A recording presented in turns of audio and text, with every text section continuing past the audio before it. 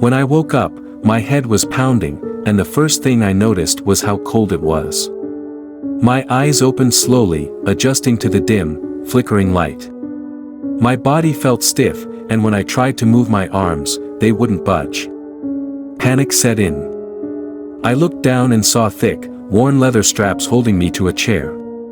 No, not just any chair, an electric chair that I tried to scream, but my throat was dry, and only a hoarse whisper came out. I pulled and tugged against the restraints, but they didn't give an inch. My heart raced in my chest as I scanned the room. It was small, with concrete walls that were damp and cracked. A single light bulb hung from the ceiling, swinging slightly. The air smelled like metal and something burnt. How did I get here? I couldn't remember.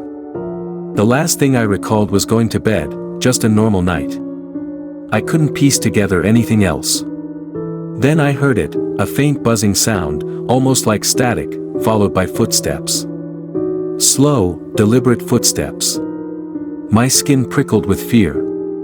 I strained my neck to see, but the chair restricted my movement. Out of the shadows, a figure appeared. He was tall, dressed in an old, stained lab coat. His face was mostly hidden by a surgical mask, but his eyes, they were cold, lifeless. Like he had seen this scene play out 1,000 times before. Help. I finally managed to choke out, but he just stood there, staring at me like I was a broken machine. That he approached me, inspecting the chair as if I wasn't even there. His hands moved over the controls, flipping switches, tightening bolts. My breath came in quick gasps as I tried to reason with him. Please, I begged. Let me go. I don't know why I'm here. Please. He paused for a moment, meeting my gaze. For a second, I thought I saw something in his eyes, maybe pity, maybe regret, but it was gone as quickly as it came. Without a word, he reached into his pocket and pulled out a small, yellowed envelope. He slid it into my lap. Then, with no more than a nod, he stepped back and disappeared into the shadows. My hands trembled as I tried to open the envelope, struggling with the restraints. Inside was a small, folded piece of paper. I unfolded it carefully.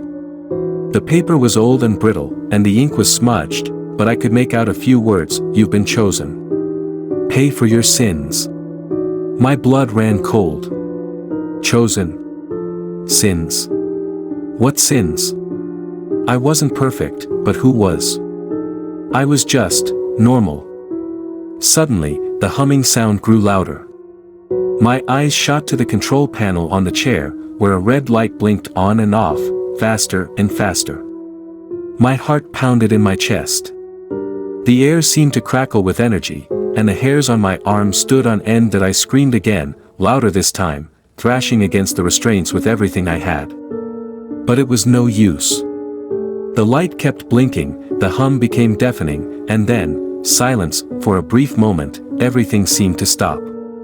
The chair hummed beneath me, the metal pressing into my skin. And then, without warning, electricity shot through my body. Pain exploded in every nerve, burning through me like fire. I couldn't move, couldn't breathe, couldn't think. All I could do was scream.